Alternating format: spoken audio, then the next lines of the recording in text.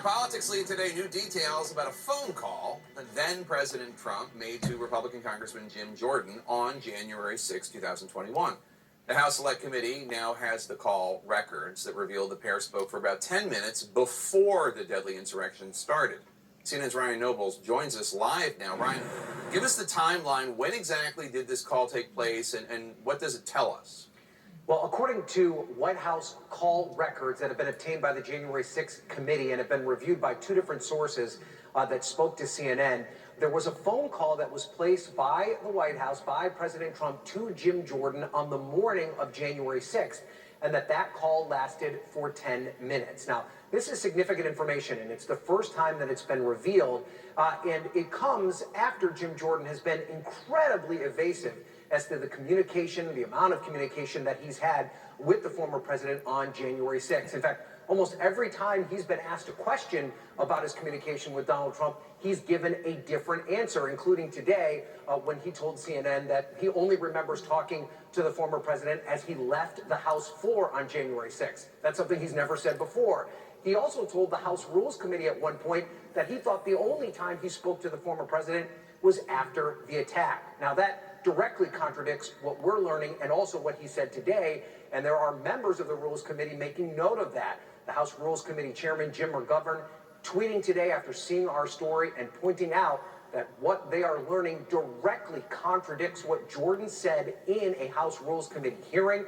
This, of course, getting a lot of attention because the January 6th committee is very interested in what Jim Jordan was talking about when he talked to the former president. Of course, Jordan, one of the leading Republicans that was attempting to get in the way of the certification of the election results on that day. He voted to object to those election results. And the committee right now trying to figure out a way to get information from these Republican members of Congress that they believe played at least some sort of a role in the violence that took place here on January 6th. Right now, Jake, they're wrestling as to whether or not they should issue subpoenas. It's a complicated process, and the committee does not have a path forward. Jake? All right, Ryan Nobles, thank you so much. Let's discuss a lot to discuss today. Actually, Kristen, let me start with former Vice President Mike Pence, just a couple hours ago, calling out his former boss by name, stunningly, really. Let's take a listen. And I heard this week that President Trump said I had the right to overturn the election. But President Trump is wrong. I had no right to overturn the election. The presidency belongs to the American people and the American people alone. And frankly, there is no idea more un-American than the notion that any one person could choose the American president. I mean, it's stunning, not only that he said Trump was wrong, but he said what Trump was trying to do was, quote, un-American. These are pretty strong words from the former vice president, to be sure. And I think up until this point, all of the data that I've seen doesn't actually suggest that Republicans had thrown Mike Pence overboard. You'll recall I spoke with you a couple of weeks ago about some focus groups, or a focus group I did for the New York Times, where we talked to a lot of Republican voters about January 6th. And when we talked about Mike Pence's role on that day, certifying the election, even folks who were pretty sympathetic to Trump and felt that the election had been fraudulent said, you know, I think Vice President Pence was in a tough spot. They sort of gave him a lot of leeway for, hey, he was in a difficult position. I don't know what I would have done if I was in his shoes either. But this, by coming out and uttering the phrase, Donald Trump was wrong, that's a little stronger than what we've heard from him before. And so if you may have been one of those Republicans on the fence, well, he was in a tough spot, he may be clarifying opinions one way or the other for a lot of people. And you know, Valencia, one of the things that's so interesting about this is it's so odd to see a politician do something that actually is against their own political best interest, and that's exactly what he did.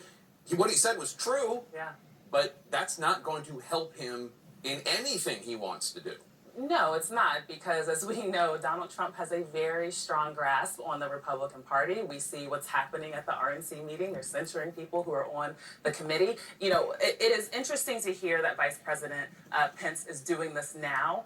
We have to wonder what this means potentially for midterms, what his influence could be versus Trump's influence. And so I'm grateful to hear it, but it's partly a little too late, but it will be interesting to see what smoke will come Vice President Pence's way because of this. And Gloria, let's talk about the RNC today voting to censure Congresswoman Liz Cheney and Congressman Kinzinger They're basically being punished because they're working with Democrats to investigate what happened on January 6th. But here's part of the document from the censure. It says, quote, Cheney and Kinzinger are participating in a Democrat-led persecution of ordinary citizens who engaged in legitimate political discourse. Now, Congresswoman Liz Cheney posted video of the January 6th rioters, the insurrectionists, attacking cops and said this is not legitimate political discourse. RNC Chair Ronna McDaniel is trying to clean it up. She's saying, no, we don't mean the violent ones. But the censure keeps it pretty vague who they're talking about. They could have called out the violent ones in the censure if they wanted to. No, they didn't want to. I think the Republican Party is a wholly owned subsidiary right now of Donald Trump. And it used to be that you just had to say, okay, I think the election might have been rigged. Maybe there was something wrong. Now you have to be pro-insurrectionist. I mean, with Trump saying that he would pardon these folks, he stepped it up a notch. So it's not only rigged election, it's these people didn't do anything wrong. It was legitimate political discourse. No matter how they try and put the genie back in the bottle, I don't think they can really do that. And so you see Mike Pence today making it very clear he's not on that team anymore. They had a separation. They hadn't talked for a year. This was a divorce, totally. And Mike Pence, I believe if he runs, it won't matter whether Donald Trump runs or not. I think this is it.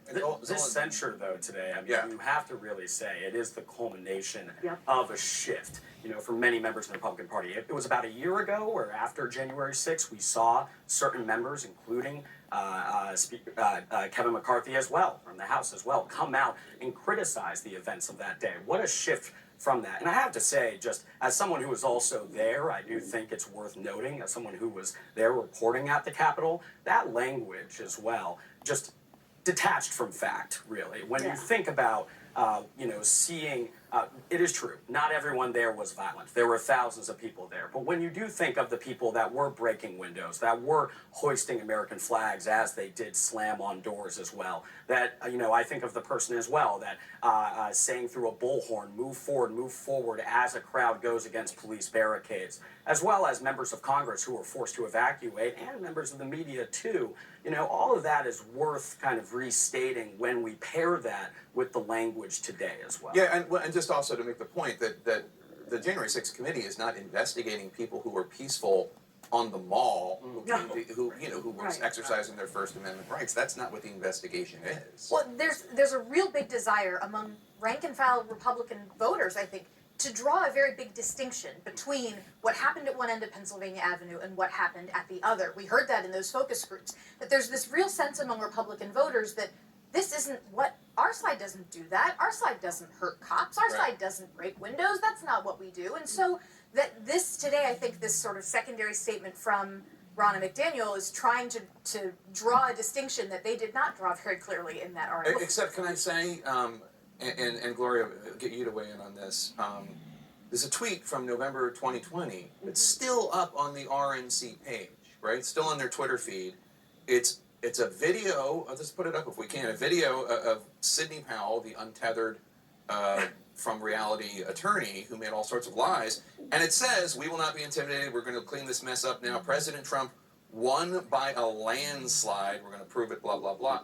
I mean, if Ronna McDaniel wants to draw the distinction between the people who abided by the law and people who are tethered to reality and those who are not, she might want to start with her own social media coordinator. Right.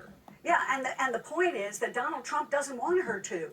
I mean, she's taken her orders from Donald Trump. And the first line of that censure resolution really struck me because it says, whereas the primary mission of the Republican Party is to elect Republicans who support the United States Constitution and share our values. Final thought? It's interesting. Democrats, we censure people who are voting against ways to save democracy. The GOP is censuring people who won't uphold their plan to destroy democracy, and that's the big difference, and we'll see that in the midterms. All right, thanks to one and all. How